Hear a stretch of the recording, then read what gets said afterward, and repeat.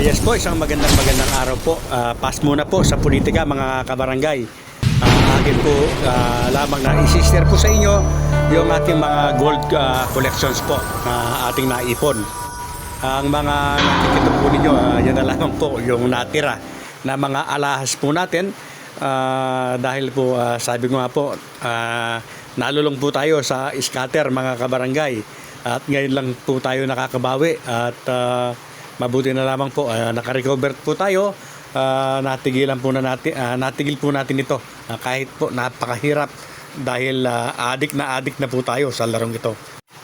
Alam po ninyo mga kabarangay, kaya ko po laging sinishare yung pagkukolek or pag-iipon ng mga gold or silver alam po ba ninyo sa Texas ay talagang yan na po ang ginagamit na po na pananalapi ang ginto at silver. Yes po sa Texas. Ang ibig ko pong sabihin mga kabarangay, kapag tayo po ay merong ginto o merong silver ay good as cash po yan.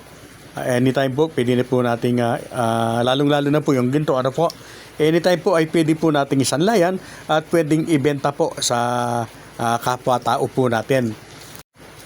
May mga kaibigan po tayo na nadala daw sa pag-i-invest sa ginto. Kasi nga ang nangyayari po kasi kabibili lang 2 linggo, 3 linggo o 1 buwan pa lang ay isasanla na or ibebenta.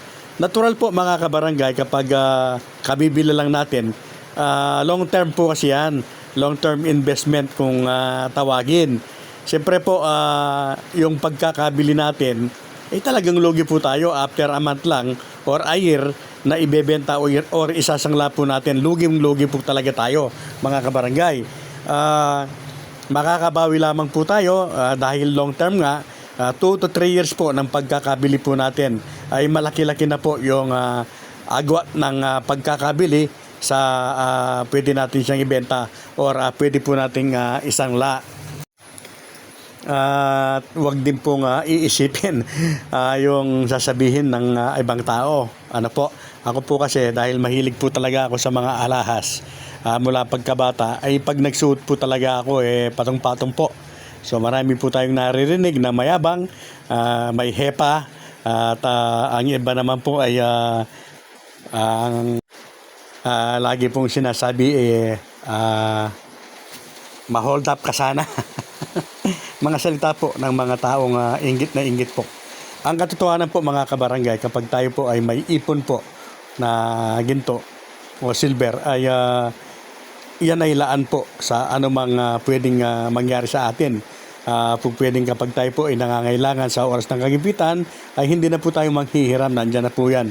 Anytime nga po pwede nga pong maging pera yan.